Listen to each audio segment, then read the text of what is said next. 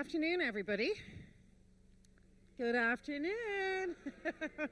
Just making sure nobody's slipped into a post-lunch coma. I'm delighted to be chairing this session today. My name is Claire Duty, and today we're going to be talking about organisational network analysis, which is actually a really exciting topic for the learning and development profession. We really get to see a new lens into the organisation and where the lines of communication, what's really happening under the hood. And I think there's so many applications for this, the types of insights that Starling is going to be sharing with us into our profession. I don't know if anyone was at Detlef Holt's talk earlier today, yeah? And he was speaking about being new in his role and how he spent the first number of months figuring out who are the influencers here, who's going to help me with my mission.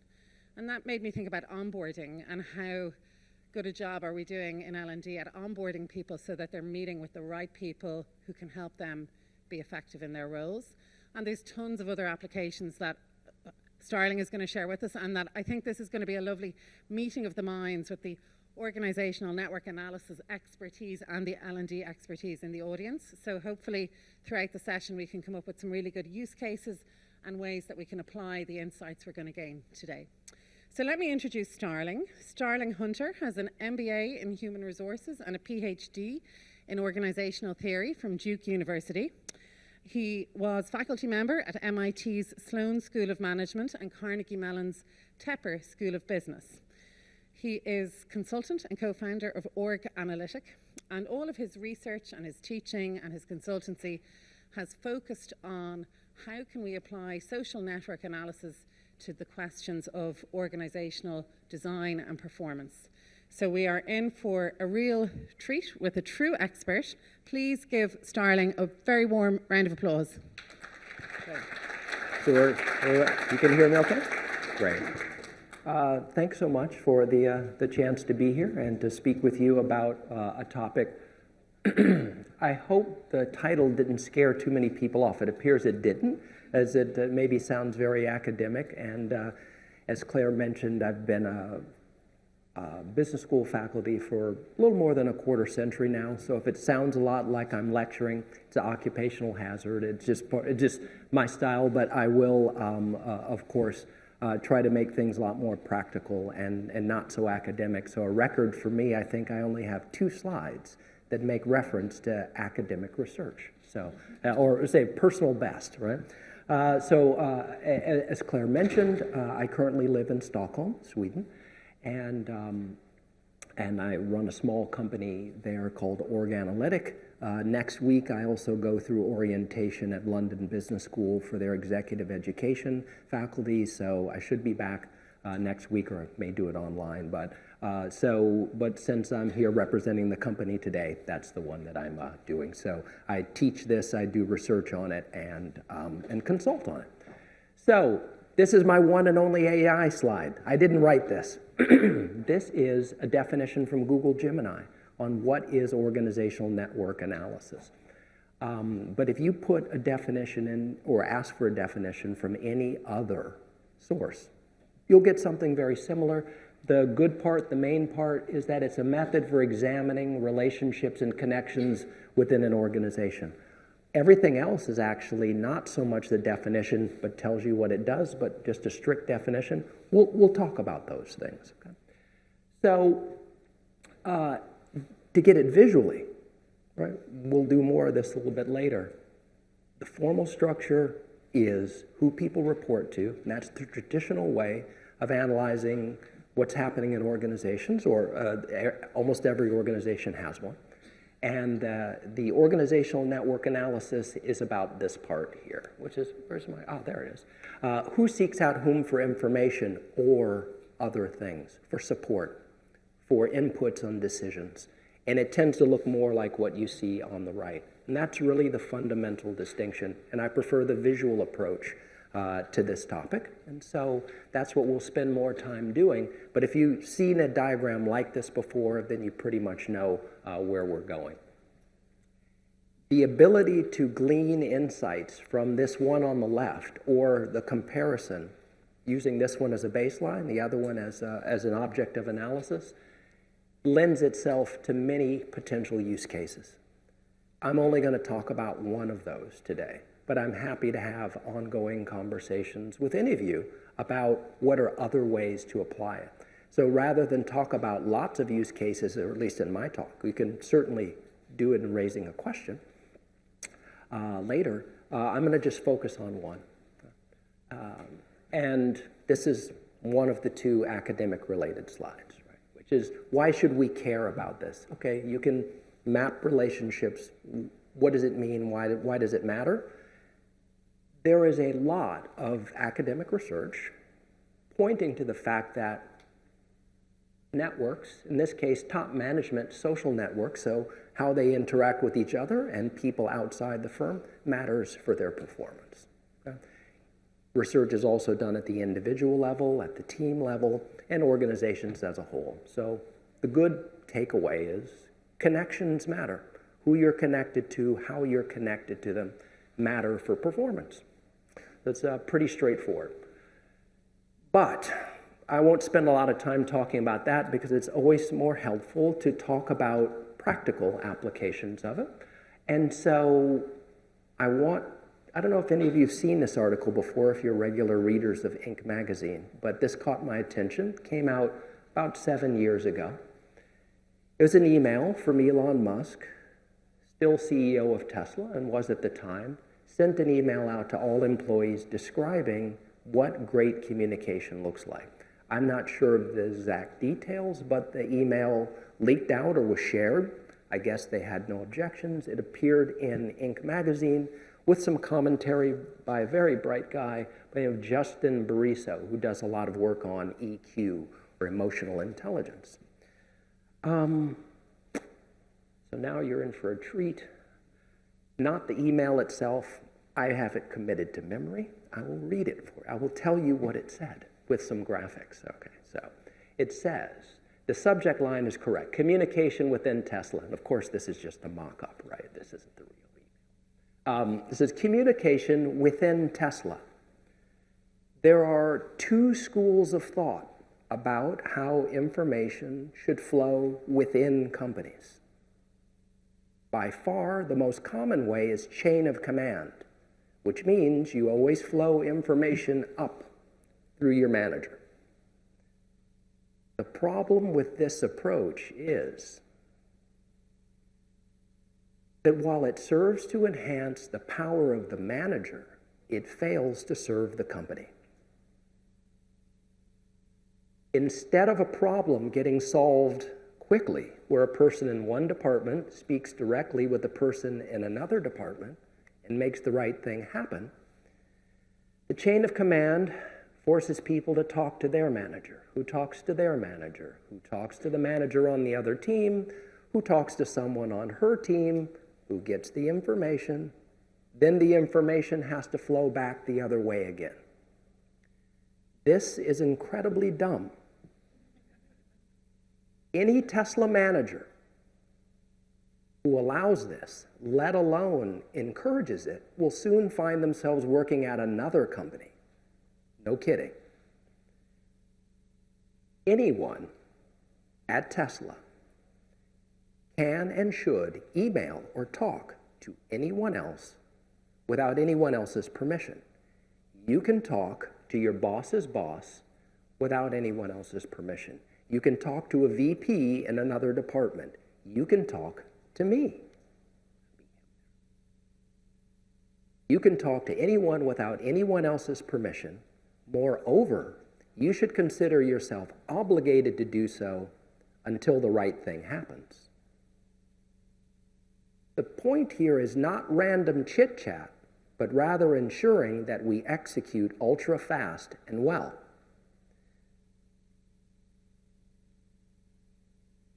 We obviously cannot compete with the big car companies in terms of size, so we must do so with intelligence and agility. One final point. Managers should work hard to ensure that they're not creating silos within the company that impede communication or that create an us versus them mentality. This is, unfortunately,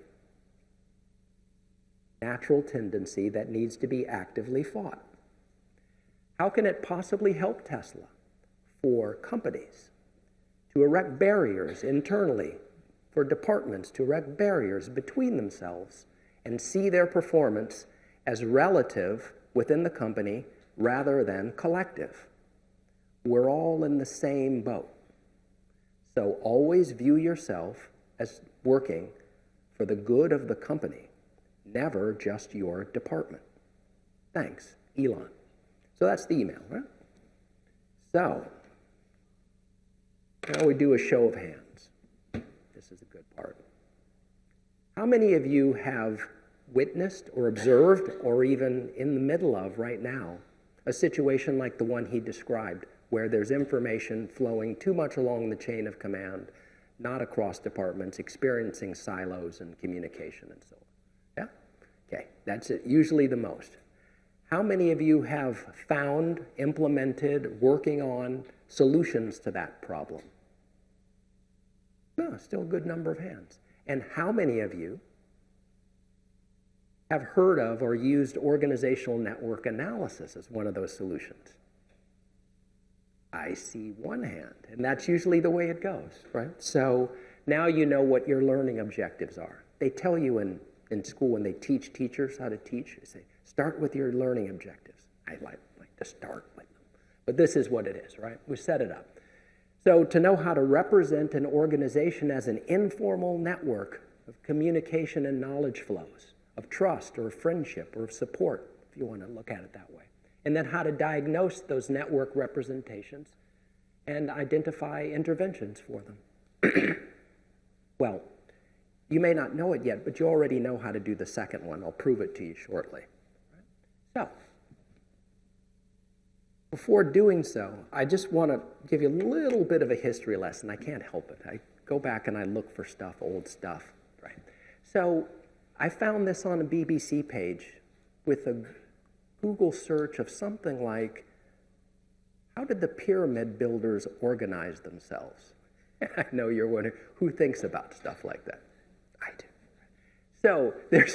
So I found this quote. It said, at Giza, the workforce was divided into crews of approximately 2,000, then subdivided into gangs of 1,000. Goes on, the gangs were divided into files of 200, which were split into divisions of maybe 20 workers who had their own project leader, right? So you've got that ordination, that hierarchy that's already coming up.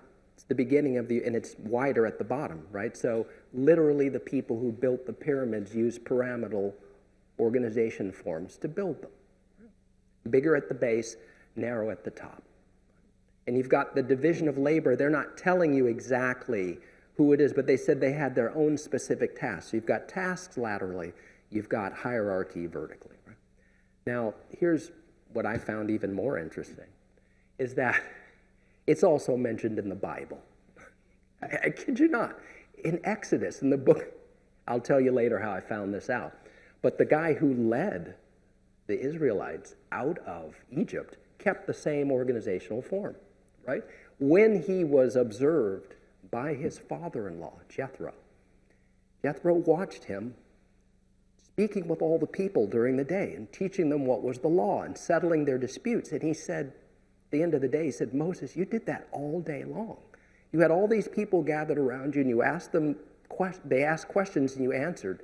That will tire you out and they won't actually prefer that. You should do something different. And he gave him the advice, and Moses did that. He picked able men out of Israel and put them over heads of 1,000, heads of hundreds, or chiefs of hundreds, thousands, 50s, and 10s. So they did it again. You've got this hierarchy, and you've got, instead of division of labor, it's more geographical, because they were sort of spread out. But it's the same thing. We've got people arranged in rank ordering, and we've got people divided by geography or by task, maybe both. And so this has been around for a while. And Musk is not the first guy to talk about this. Right? This is Alfred Sloan, who was the head of General Motors. This was James Mooney. He's the one who wrote Principles of Organization. He's the one that had that quote from Exodus in the front of his book. This is Chester Bernard, who wrote Functions of the Executive. This guy is the most famous, probably French administrative theorist, a guy by the name of Henri Fayol. May not have heard the name, but he ran mines. So in the old days, 100 or more years ago, the best administrative theory, the things that people talked about how to run organizations, were written by people actually doing it. Modern business schools don't do so much of that anymore. We host executives, but we don't necessarily have their ideas at the forefront. But they had some great stuff there. And it's this guy that I want to mention. He looks so severe in this picture. So he ran mines. He was a French, not a mining engineer, but he was an executive. He started running entire mines by the age of 30. And by the end of his career, in the late 1920s, he'd already written a book, several books, and it's this line here, which was in French originally, but it's an error to depart needlessly from the line of authority. But it is even greater to keep it when detrimental to the business. So he came up with this idea. It was very much like what Musk was talking about. This was his view of the hierarchy. And he knew that a lot of communication had to come all the way from bottom to top and from top to bottom. But he advocated the idea, I think the French word was pont tournant, something about bridges. But he wanted people to be able to communicate when necessary with their counterparts across the hierarchy. He did not want to see everything go to the top and back down. He was talking about this. That book was published in 1916. He observed this in the 1800s. Right? That was the distillation of his experience. So people have been talking about this question in different forms, possibly as long as recorded history, but certainly over the last century. Right? And this is my second and last academic slide, I promise you. And it's that since that time, since Fayol, there's been an unending stream of people, of academics, of researchers, writing about this topic. It just goes on. And they've distilled down to, again, horizontal and vertical. So you've got that ordination and rank ordering, and you've got coordination, how to work across the levels. And you've got the division of labor. So you've got collaboration, how to work across horizontally. And this is what Musk was talking about. He wants more direct contact, right? He offered rules, plans, and policies for people to do that. Reach out to anyone, anytime that you want to give you information. And then he doesn't like hierarchical referrals so much. He doesn't want people just asking their boss, asking the next level in the hierarchy. Okay, so that's the end of the lecture component, I promise. Right? Had to do it. But here we go. I left out something from the previous one, and it's this. It's easier said than done. The prescriptions that he gave about how he wanted to get this kind of model of open communication maybe aren't as a full set of solutions or suggestions as is possible. And I bet those of you who have tried solving this have probably used other techniques other than which he described, which was basically know that you can speak to anybody, but if I find out that you're stopping people from doing that, I fire you. Yeah. I wouldn't do it that way because, like you, I'm more of a learning person. I'd like people to know what they're doing and not doing before they would be fired for it. So, what I want to show you next and spend most of our time on is a case study, right? Where I've actually been doing this. So this is what I'm doing most of the time, most days, is working with companies to do this kind of analysis to get a look at whether or not the communication and the information flow in their company is staying too close to the chain of command, or whether it's branching out where it's happening, where it isn't happening, who's doing it, who's not doing it, but never with the idea of getting anybody fired for it. The company is in Stockholm, they're not based in Sweden, but it was a region, the Stockholm region company. They're in the construction rental equipment business.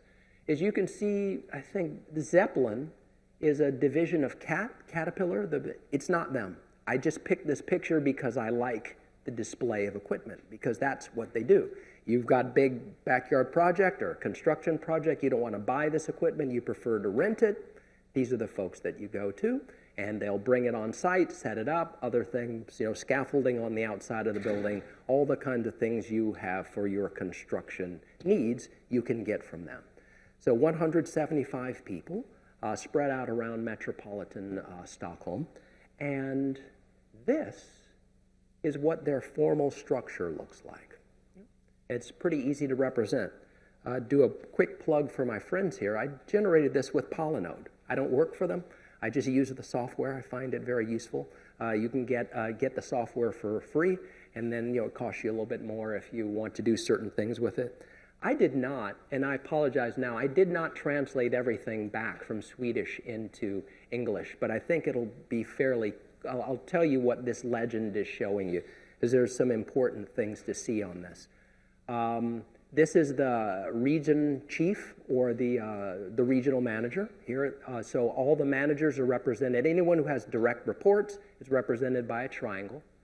And försäljning, you might have guessed, is sales. So that's the sales group.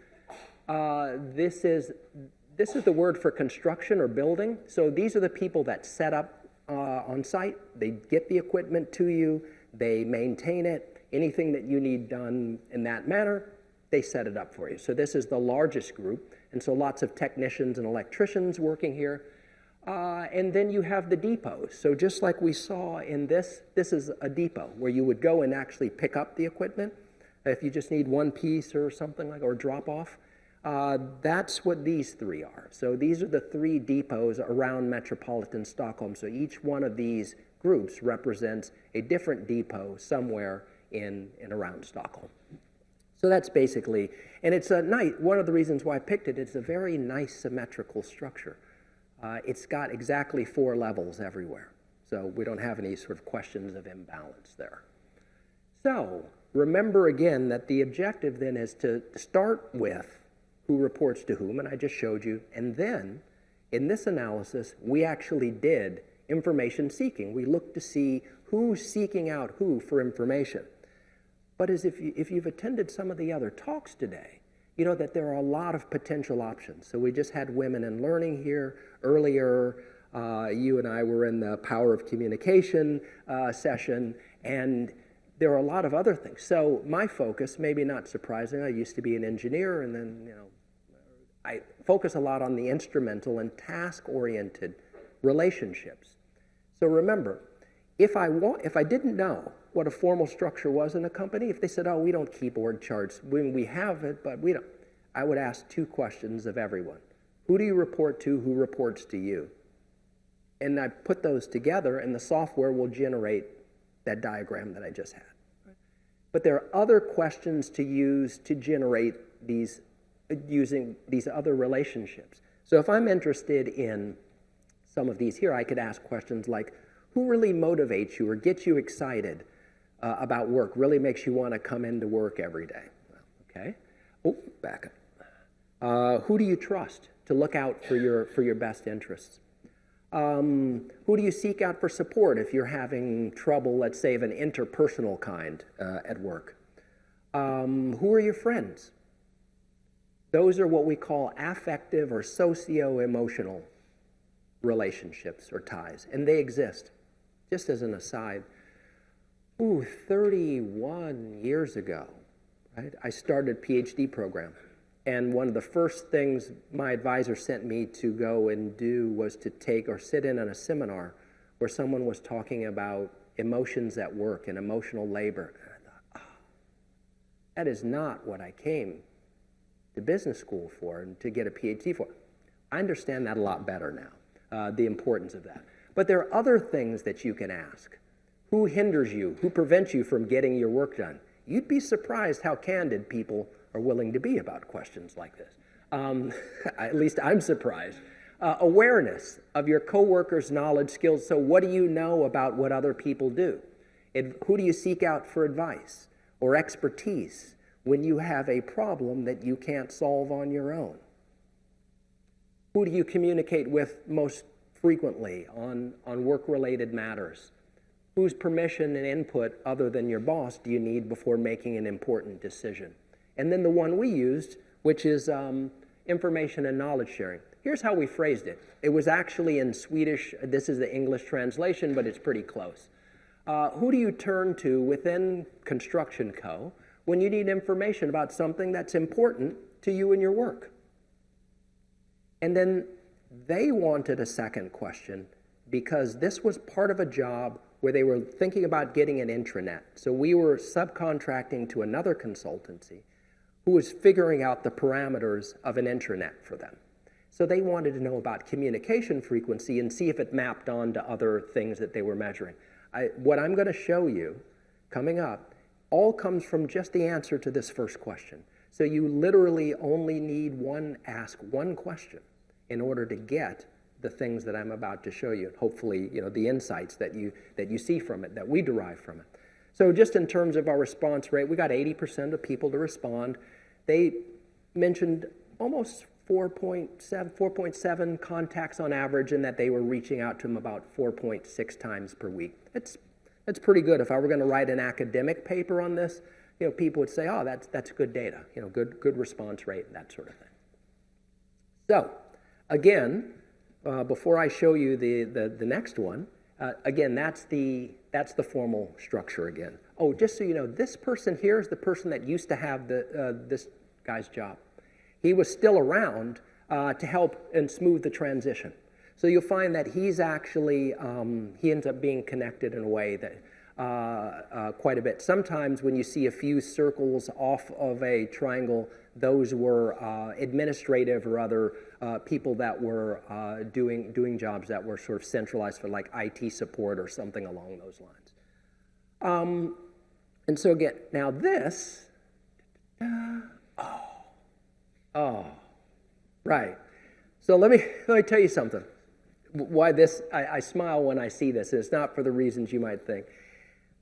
Organizational network analysis shows up on like trending topics and new things in HR for the last 15 years, but it often just doesn't seem to take off. And those of us who do this and love it are always wondering why, and I point to this and say, that's why. That's why. This is one of the better ones, right? Because now, because I've arranged them in terms of the hierarchy, I've already given away part of the story. I show you ones where you don't know where anyone goes. And I may lose a few friends because we're saying this, but I don't think that this alone is the way to do it, that there's a slightly better way, and it's someone else used the word. Maybe it was our keynote speaker today, decomposition. You've got to break it down into pieces. And so what I'm going to do is that email that Musk used, we won't go through it line by line, but we'll use his issues and his concerns to break this down into pieces. And you'll find that there's a lot of signal in this very noisy representation, I promise. So here's the first one. And so we'll do 20 questions of a sort. What percentage of the informal ties are along the chain of command? Because that was his first thing. He said, the biggest way of chain of command. Now this I happen to think is quite pretty. It almost looks like a floral arrangement or a jewel in a lotus, right? So what you're seeing is where you see lines going in both directions, that means that each one of those people pointed to the other.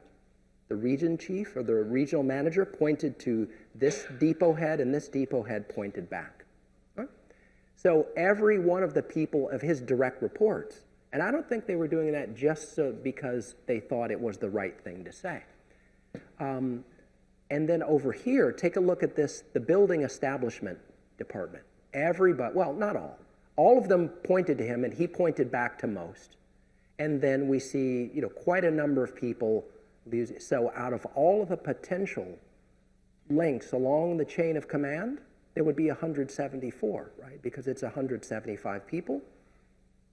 The top person, doesn't report to anyone, so you get 174. There's about 58, 59% of all the possible ties along the chain of. That to me suggests overall a relatively high use of chain of command, which is not an inherently bad thing, but we can use that as a baseline.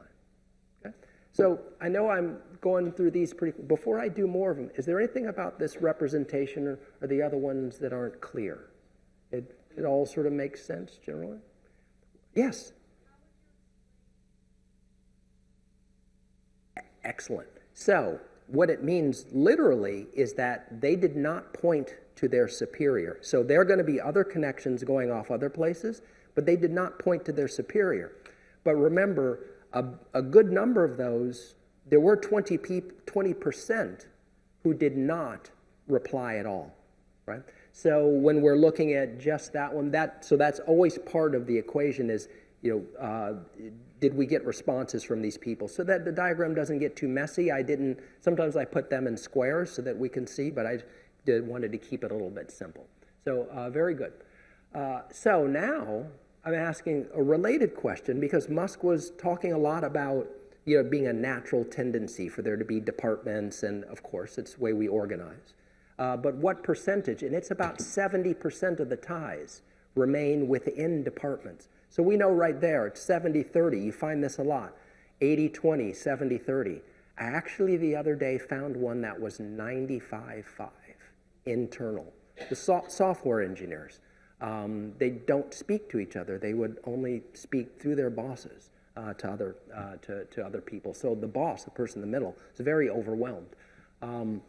So here's another glance. So again, we've seen if we go back, and we can see that there is important stuff underneath here if we can take it apart bit by bit. Now, I want to go back to this one for just a second.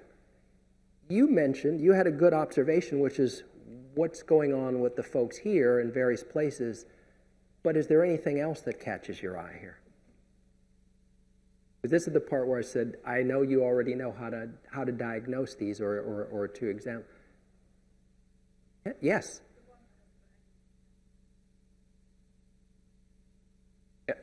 Are we talking about like here? Yeah. Okay, so great. So almost all of these three people who are out managing the depots, all four of them actually, have no connection well, there's three of the four do not to this. This person was new on the job. They'd only been there, at the time the survey's done, they'd been there 2 or 3 weeks.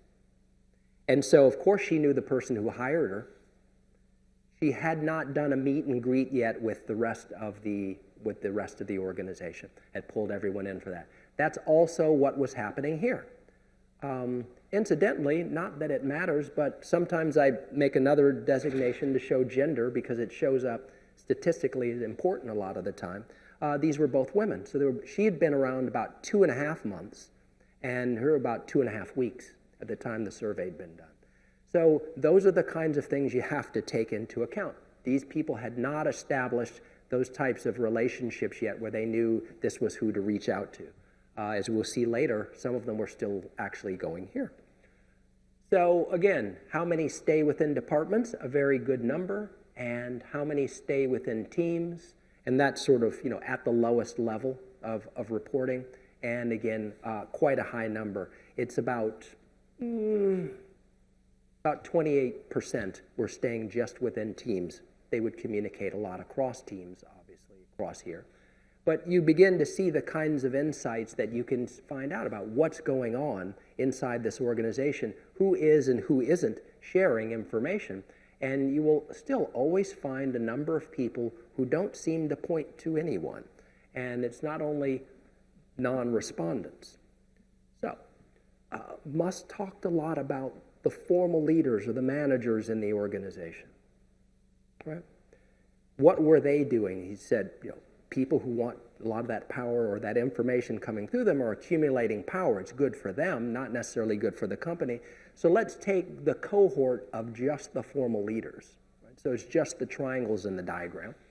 And we can see them here just to give you a little bit of idea about what they're doing. Again, HIS is the word for elevator.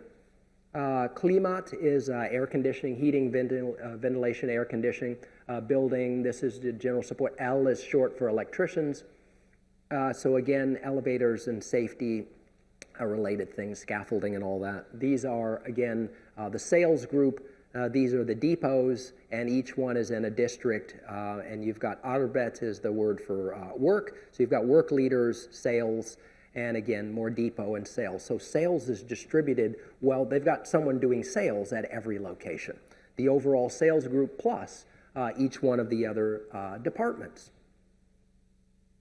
So now the question becomes, how well are the managers themselves connected?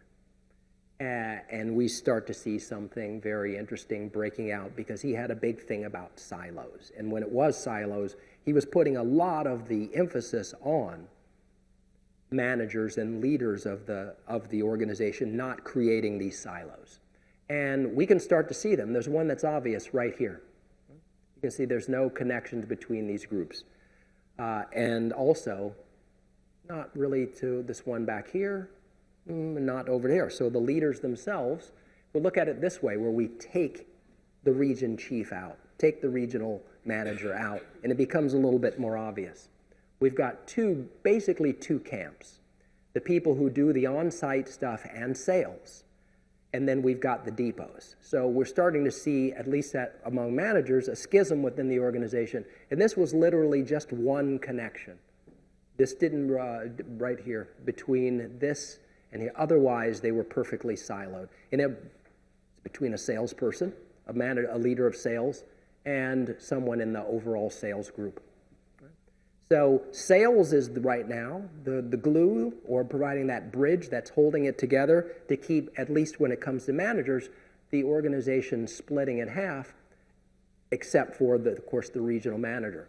So we're getting back to one of Musk's issues again, which is, are we allowing too much of the communication and information flow to come up and through the middle, through the central points, through the formal leaders? And it's starting to look like it is.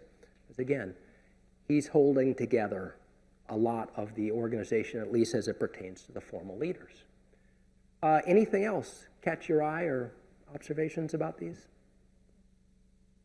I know it's a little bit, sometimes a lot to take in real quickly when it's the first time you're seeing it this way, but again, the silos are fairly evident. Yes, please. I have a question. Sure.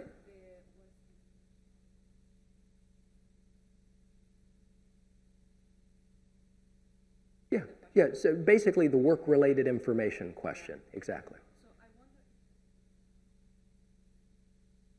wonder, Mm-hmm. could they actually Yes. these people actually have Oh. their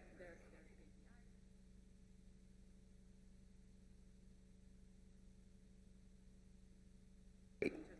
Exactly. Other departments, and then it's very Exactly.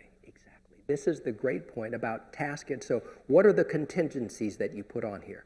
So should the baseline assumption be silos are negative and bad? Not necessarily. So it's one of the first things that we ask and announce, that should these be? Should they actually? Because what you don't expect, take it the most extreme example, 175 people, and all of them have 174 connections, that doesn't happen, and it shouldn't happen. So then the question is, well, you don't want at the other end where no one's communicating with it, but I will show you a task breakdown in a little while that'll help to elaborate on that point. Yes?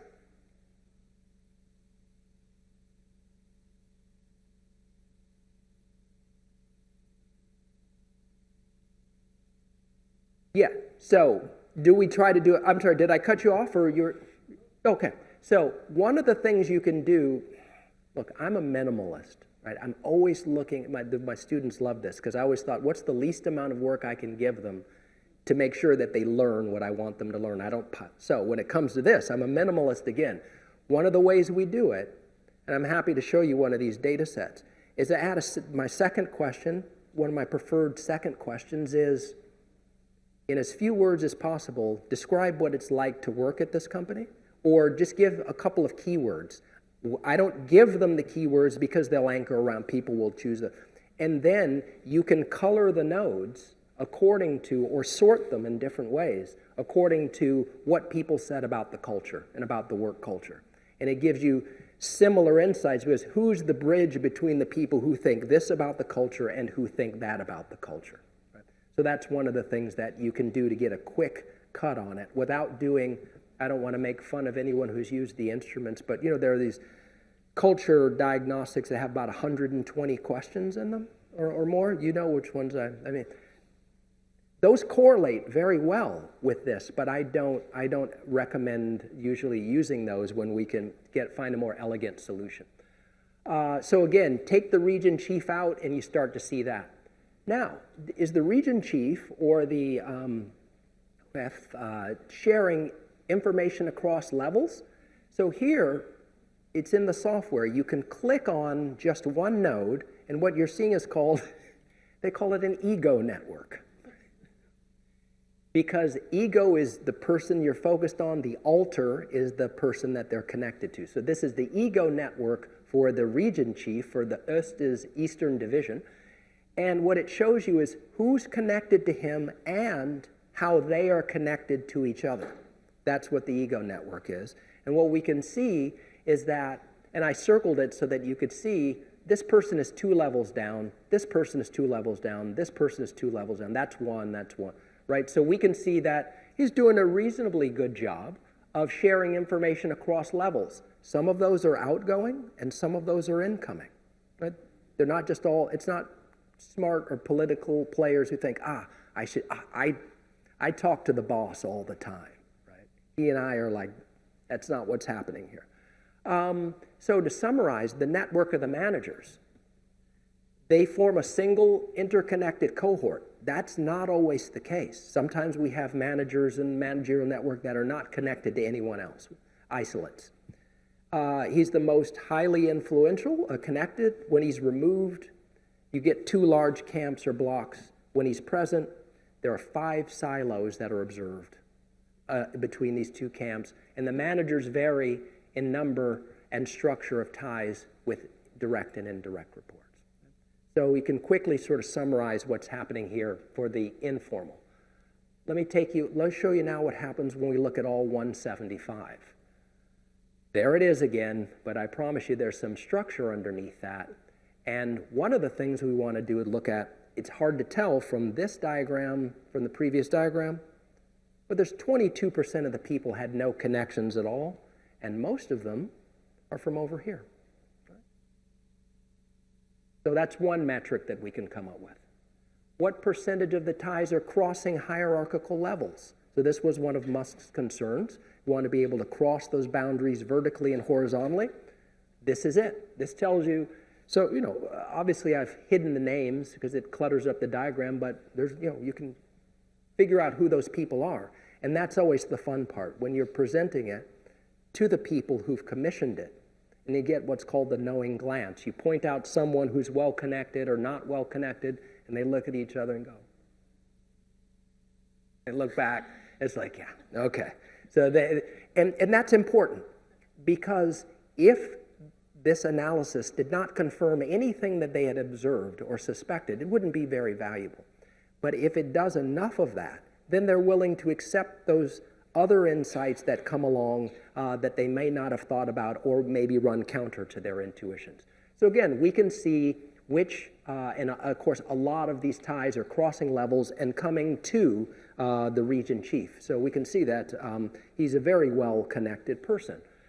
And I took it one step further, which is that, is he sharing information across levels? I asked this before, but now we've got for all 175. And what we could see is there were 1, 2, 3, 4, 5, 6 people down at the 3rd and 4th levels of the organization. Well, this one's actually 3rd and 4th, who are pointing to him, but they were all pointing to him, not him pointing back to them.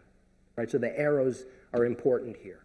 So it's not bad. I mean, Musk said, hey, you can talk to me. He doesn't know everyone in the organization to look down to find all of them, but if he's accessible, or at least people believe so, there are enough here to make me think that Eric here was someone that people were able to reach out to. Now this one is a little bit tricky, and I went green and red, probably could have done other colors, but here's the thing I want you to see here. What I'm asking here is how many people had an arrow coming to them? 175 people. Turns out 51% of the people had no one pointing to them. Non-respondents don't matter anymore because even if you don't respond, someone could still have pointed to you, right? So we have half of the people, more than half, no one is seeking them out for information. No one listed them. That's not as positive of an indicator. Right? We would like that percentage to ideally be 0. I don't think there's any reason why in a company where you've got people, everybody has some skill or competency or capability, that there couldn't be at least one person who thought that they were a useful source of information for other people's work. I've never seen it be that low, but that would be a goal. So one thing, this is called a roll-up network. I took away all the details and now we're looking just at the departments. Because now with 175 people, maybe there aren't any more silos. Turns out there still are. And it's this group that is the most siloed. The ones that had the most heavy use of chain of command within the department, the highest level of connections within the department, and yet they're also the most siloed. So they just have, and it's just one actual connection. This could represent 20 if it were possible, but it's coming from these folks over to them. They do not engage or look for information from any of the depots. The executive team did not think that that was an ideal solution. Or state of affairs. It is possible they could say, they don't need to. That can all come through me, but that would be another issue of information channeling up. But there were still at least a couple of silos. So we'll take a break from the network representations to show you some things that are important but hard to show in a network graph. How evenly are the ties distributed by district or department? They were not, maybe it's not a surprise, the salespeople, and I'll show you that in a bit, very well connected. There's someone representing or doing sales in every one of these departments or districts. The district or the depots were about an average of 4.5, and there's our group again, the least connected of all, but using a lot of internal hierarchy is the building establishment group. What about by hierarchical level? Well, there was only one person at level 1, but he had 24 ties. And we see there's a steady fall off as you move down the hierarchy. Not an ideal state of affairs. It's likely going to drop off, but it doesn't have to. And it shouldn't drop off at this level. We've got an 8-fold difference between the region chief and people at the lowest level. How evenly are the ties distributed by formal role? And here's one where Elon would not be happy if he were the CEO. We've got a 4-fold difference more than 4, between those people who are in formal leadership roles and individual contributors. Any thoughts about that one? Or about why that state of affair? I mean, there's one obvious, fairly obvious explanation, which is that they have lots of direct reports. Yeah, go ahead.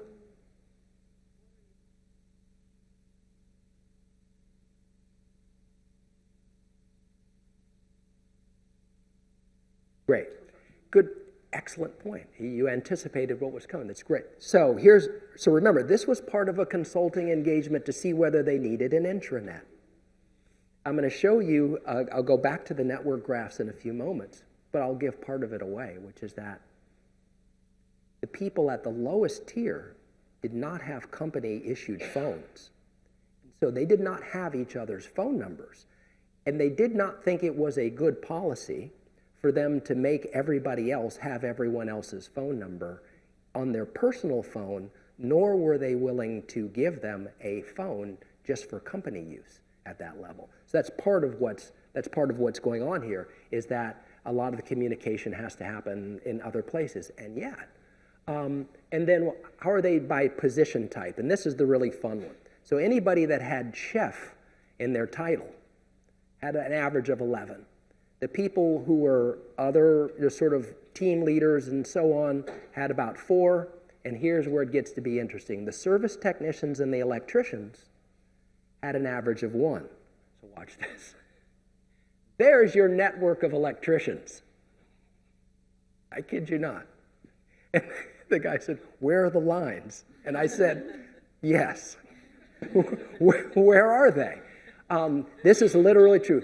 10 electricians, none of them are pointing to each other. But if you go back and you look at this group again, they're pointing up. They were funneling communication, but there's not the opportunities for learning. If electricians are out on the job every day fixing basically the same problems on construction sites, but not exactly the same for everyone every day, and at least by the means that we're trying to capture it, lost opportunities for learning and sharing insights that they've got. The next one is not quite as good, but it's still fun, which is that this were the service technicians. It's that same group again. They're simply not talking to each other. Or here, but over here, there was a little bit. And the reason why is, as I said, slash titles. It's because they all had double titles. Every one of these people was a service technician slash sales, service technician slash electrician. They were doing something, they were pulling some kind of double duty, right? Some type of extra task or responsibility that they had, and that's why we were seeing some connection there. And this won't surprise you. These are the sales staffers, the people that had seller in their title, and they're extraordinarily well connected for the most part, but still not so much here. Last one for now. And how well connected are the people, again, with the chief title? So it wasn't, there's a few triangles that I showed before where I said, managers, and they're not there because they didn't have chief in their title. But again, you can see extraordinarily well connected in comparison to what we saw previously, right, with some of the others. So we could do a lot more. Oh, and last one. So let's go back to this one again, because this is sort of where we started with chain of command. This makes a lot more sense now, right? What's happening here? There's a very heavy reliance on formal reporting and reporting lines in this organization. So when we did the debriefing, him, her, and him, and the region chief were all there. Guess who didn't say a single word? The only person who didn't talk and kind of did this. Right? So it doesn't mean that it's bad. So if I were Elon running this company, you don't fire that guy. He's apparently very, very capable of what he does. And you certainly don't do it before you've been able to show somebody these things and then be able to coach them and to teach them and to come up with certain interventions. How are we doing on time, by the way? Yeah. Okay. So just to summarize that network of managers, it was, it was the network as a whole, I'm sorry, I should have changed the title. Overall, there was an average of 5 connections, but 22% had none. Only half were sought out by others, which is not a real positive indicator. The managers have 3 times as many connections as individual contributors. The lowest tier of the hierarchy by far was the least connected, and the silos persisted most notably in the department that had the most use of chain of command, the least connected bottom tier, and actually least connected overall as a department, right? So that is, that's the way the, yes. Yeah, absolutely.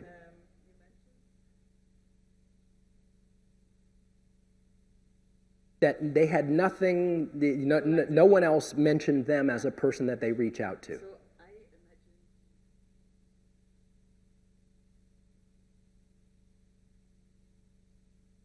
Yeah, exactly, because you certainly don't get rid of them. So we need some interventions, right? And that's what, so again, real quickly, we could do a lot more questions, tons of these, but I won't worry about doing those because I want to get to this, right? Which is that I was setting you up before when I was talking about pharaohs and Moses and all the guys who talked about org theory and the CEOs, because this is the new metaphor. I don't like it, but I like it, right? Which is sewing, S-E-W. Socialize together, educate and learn from one another, work together, right? These are 3 of the, so back at that early academic paper that was talking about, networks among the top management teams. This is how you build networks internally. Broadly, I lump all of the potential interventions into 3 categories. Give people opportunities to socialize more, sort of maybe on the job, but not when they're actually working. They have the lunchrooms and things along those lines. Educate and learn from one another, so sharing those experiences, and also getting people from different departments, divisions, job work, and working together. So let me be a little more specific about this organization. This was one of the educate, learn from each other interventions that we suggested, which is a set of debriefings. We always do a debriefing, right? First with the senior management with all the names on it, and then later without. And so for those people that were extremely well sought out, you want to find out, what are people coming to you for? What barriers, if any, prevent you from being a better information provider? And are you being sought out too much or too often? Maybe there are other people that know what you know, but they aren't asking. They don't know to look for that person. And for those least sought out workers, are you getting all the information you need to perform your job? And if not, what's preventing you? Also, what information or skills, et cetera, do you have that you think could help others on their job? Anything preventing you from sharing this? What prevents you from, providing you, of getting information from others, giving information to others? What things do you know that we should make sure that other people know? So we start that process going of intervention. I have to admit, though, sadly, after the debriefing, they did not elect to continue on this one. I was a little disappointed, but it happens sometimes. Not everyone does, so just go do this for the next client. But overall, the recommendations were received well. They were surprised that you could get so much from a single question. People said, that was the survey? Just one question? Well, just 2 questions? Like, yeah, that was it. So that, I think, is the key takeaway. There's a lot that can be learned about how learning is happening or how information and communication are flowing in the organization by just 1 or 2 well-chosen questions, relationship questions. And the key talent is to know which one to use. We never do a survey where we ask all 12 potential relationship questions. So it's 1 or 2. And especially given how new this is, you don't want to overwhelm people with too many different relationships. So often when it's 2, it's one of the socio-emotional ones, trust, friendship, support seeking, and one of the instrumental ones, advice, information, communication. They tend to be correlated, but not perfectly. So the support networks often look very different. Not surprisingly, HR is often much more central in the support-seeking networks. All right, I'm going to stop there, I think. Shall we move to question time? Or yes, if you've got more, and then we'll keep going after whatever you like. Please. Any questions? Okay. Here's our roving mic. Yeah, hi, I'm Jana Call. I'm a learning and development lead for a team. Very interesting to see this, and I'm actually looking forward to maybe doing this with our team. But you mentioned a few times he, she, but there's not really gendered information available. Are you looking at it's definitely available. Okay, and I've got it yeah, on especially every. the socializing bits. Yes. Is usually the men who can go to So the pub. 2 weeks ago, I gave an academic talk to the University of Athens, Economics Department at the University of Athens. They couldn't fly me in. I had to do it anyway. And we talked about this issue. So statistically, you put in a variable for gender, and the way this analysis runs, when you use network data, is it's same gender. Is it significant? So what it means is that it tests for both whether men were more likely to seek out other men for information and women more likely to seek out other women. And in both cases, that's what happens.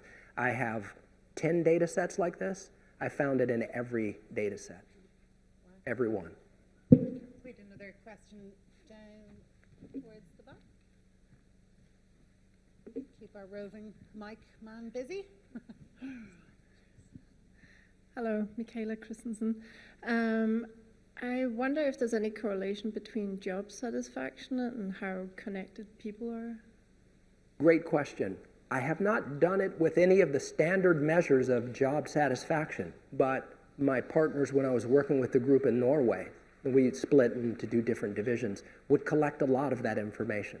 So have you ever heard this term bridging capital and bonding capital? Okay. Bridging capital are the people who are in conversations in the company or the information flow with people who are otherwise not talking to each other. So they're sort of in between lots of different groups, and it's the person that finance and marketing and all the other groups like to sort of talk to or seek information from. Bonding capital are the people who have lots of connections from people who are talking to each other a lot. They tend to be subject matter experts and so on. So take that distinction, right? Now run personality characteristics against those. I'll give you a citation for the paper, but people have been doing this for more than 25 years. And there are extremely strong personality differences and orientations on a number of different measures between people who have those different profiles. So you can tell a lot about what a person thinks about an organization by how well they're connected and vice versa. So it's a huge field of research, actually. Yes, anywhere. Thank you. I'm Tom. I'm the L&D business partner for River Island. I just was wondering that looking at some of the data, it's really interesting to see that there's a correlation between sort of people having those conversations if they're encouraged to. Yes. In this organisation, was there any formal or non-formal but access to leadership training and frameworks to sort of work from? Because you referenced agility there, which is obviously a sort of key component in leadership in 2024. Was there an awareness of role modelling that behaviour with their teams to encourage them to reach out to other teams? Did they have that access? It's not clear that it was from our limited view of what we saw of the data, because that's actually frequently what we find ourselves doing. My partner and I is working with other management consultants who are on a job, and they say, hey, we've got some data that you do that thing with the network stuff. Can you do that and give it? And we do. So we were in on the debriefing here, but it was more about presenting our analysis and his recommendations for the intranet. We didn't really delve into it too much, but those are exactly the kinds of things.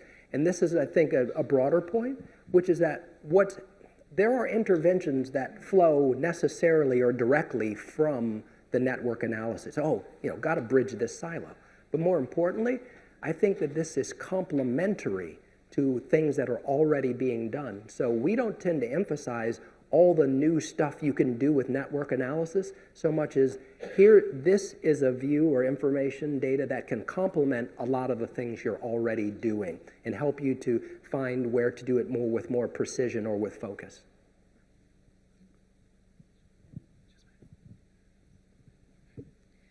Yeah, I'm curious about whether you found any gender differences, because women are often told to be more visible. Yes. So broadly, there's a woman who's at Harvard. No, she's at London Business School now. Erminia Ibarra is her name. Yes. So Erminia, I've only met once when I was in Boston. I guess she and I will be colleagues again. Now that I think about it, she's done the most work on this. And I would recommend looking at her work so that, yes, broadly, they find that men and women have different styles, not only of communication, but of building social structure. And so it doesn't tend to be my focus, because obviously I can't speak about it from firsthand experience. But in terms of what I observe, you do notice differences in patterns of connection, right? At least in terms of who's seeking out whom for information. I'm happy to chat about that more. I think we had another question up the front. Yeah, sure. When you start to break down these barriers to information, have you seen companies that have a rise in misdirection or lowered expectations for the quality of work that comes out? This is a great point. We typically don't have the ability to follow on for any length of time, but there's a more important aspect of this, which is that imagine you've got a retail company like Tesco. It's got departments, grocery stores all over the country. Each one they're bigger than a team, right? So they're fairly large, and they don't need a lot of coordination between one another to do their job. One in London and one in Birmingham don't have to communicate a lot to do their job in their location. So if you took each one of those and did a network analysis like this and followed it forward, then you would be able to do that, and then you'd have multiple data points to do it. Because I could find almost anything with one, but I don't know that I would generalize from it strongly. So that's the data set, by the way, I'm looking for, right? Which is somebody that's got access to stores or departments or anything that are fairly similar but not dependent on one another, bigger than a team, that you can get like 80 or 100 branches and then follow them. You know, first look across time and see if there's a difference, and then over time. That's the gold standard. Nobody's done that. I've been asking for years. Nobody's still, not even my fellow academics, do that study So yet. if anyone from Tesco is here. Yes, there is. I've tracked her down. She's not here because she's talking right now. I'll find her later, though. Any others? I thought, yeah. Hi, I'm lead a digital experience design team with Clyde & Co. This all sounds brilliant, but what advice would you give to be able to start to implement some of this on a much smaller scale? I mean, if you can't get your organization, for instance, to have yourself or somebody like that come in, do this whole you map, especially when you're a multinational company, Right. And to get, have a software to model all of this. What kind of advice or aspects of this do you recommend within kind of learning experience design, maybe on a smaller scale, on a more like practical, we could actually start to implement some of this now? Okay. All right, so first thing is that the software itself, and I teach it all the time, and believe me, it's actually quite easy to learn if you don't overcomplicate, and that's one of the skills I'm learning over time, is not to overcomplicate things. Still working at it. I have a colleague who does this, and what he recommends often is, because if he works with a company that's huge, 30, 40,000 people, they can't debrief everyone. Right? So they come up with strategies for what they call a PNAP, a personal network action plan, where individuals can start keeping track of what they do and who their contacts are, and the one big recommendation that comes across is try to be interested rather than interesting. Right? So try to find out what it is that other people do and show genuine interest. Often that's very tough.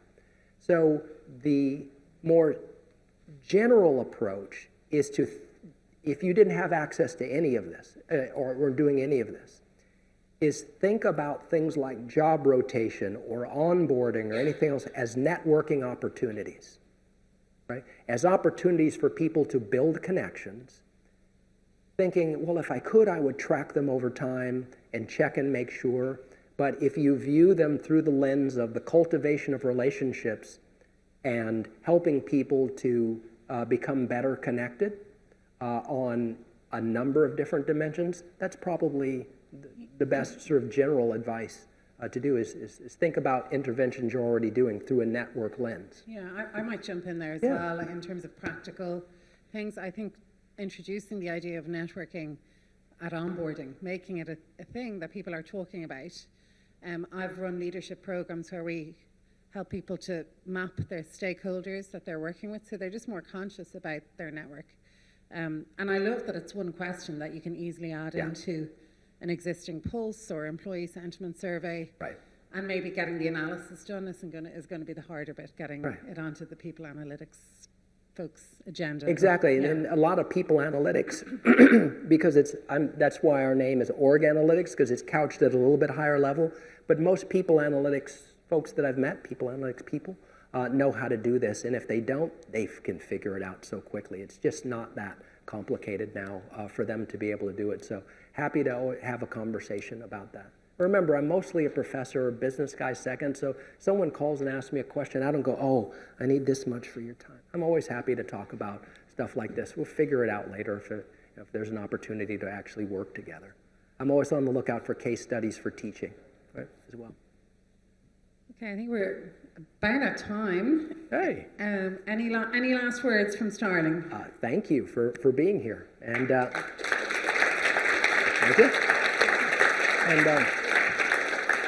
And find me on LinkedIn, and we can keep a conversation going. I'm at home most days working from home with my dog. You saw the lady, power of conversation. You were there, and she said, what percentage of your day is spent communicating with other people? Mine's like Yeah, so just me and the golden retriever when my wife and daughter are gone during the day. So I love to have somebody to talk to. All right. Thanks. Thank you, Starling. All right. Thank you.